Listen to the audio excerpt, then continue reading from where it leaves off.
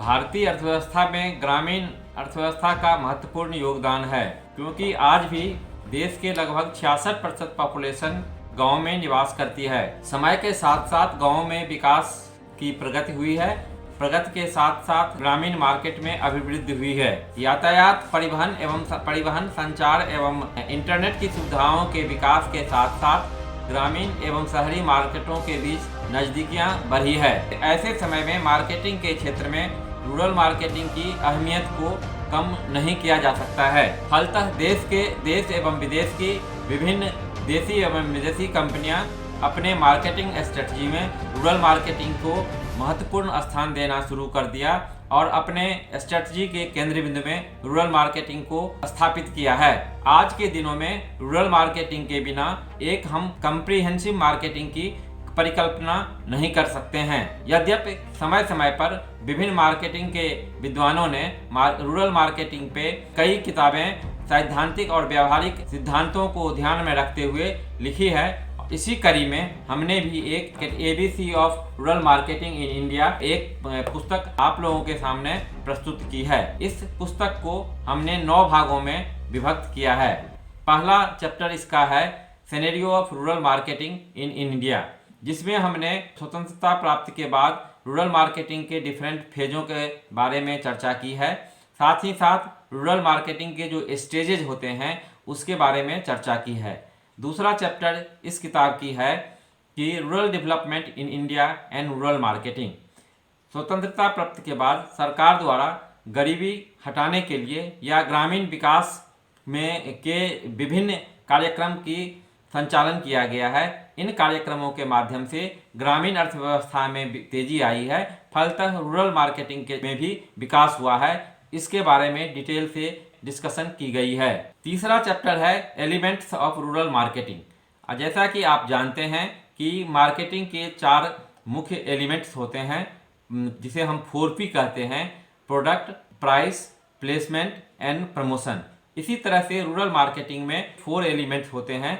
4A जैसे accessibility, acceptability, awareness and affordability. ये 4 इनके 4 एलिमेंट हैं। इसके बारे में चर्चा की गई है। नेक्स्ट चैप्टर है रूरल कंज्यूमर बिहेवियर।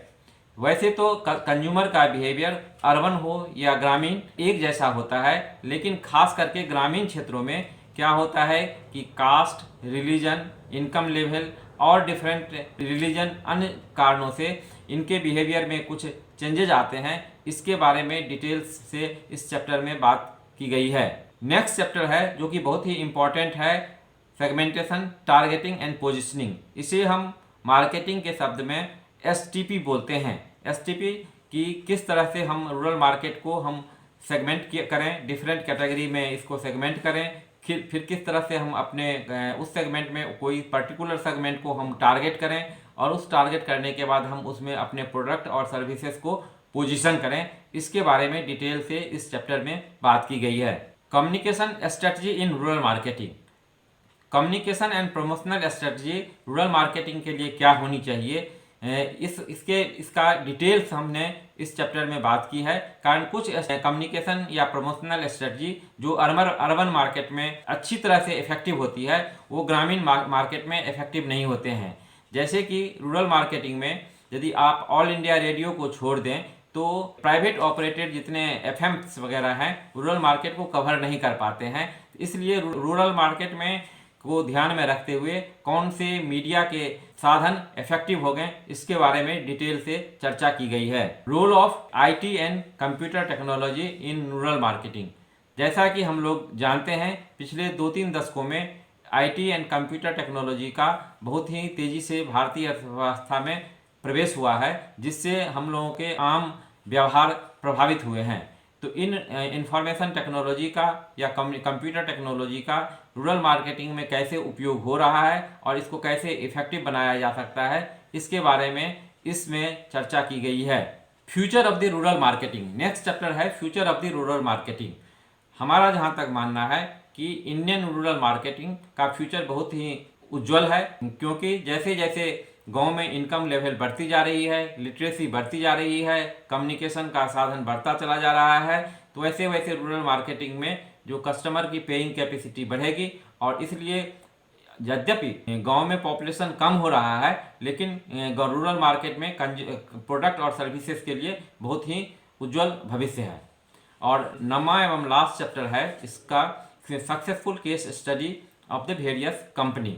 इसमें हमने कुछ डिफरेंट कंपनी के प्रोडक्ट एंड सर्विसेज के जो सक्सेसफुल केस स्टडी के बारे में चर्चा की है, जो उनका रूरल मार्केटिंग में सफल रहा है। इसमें जेपी सीमेंट के rural marketing plan, hero Honda के हर गांव हर आंगन, और टाटा शक्ति, महिंद्रा एंड महिंद्रा, HUL, डाबर जैसी सक्सेसफुल कंपनी के सक्सेसफुल प्रोडक्ट एंड सर्विस की केस स्टडी इसमें चर्चा की गई है। हमें आप लोगों से ये निवेदन है कि इस पुस्तक में जो कमी आपको नज़र आए सब्जेक्ट मैटर के, वो हमें आप बताएं ताकि हम इसके नेक्स्ट एडिशन में उसको सुधार कर सकें।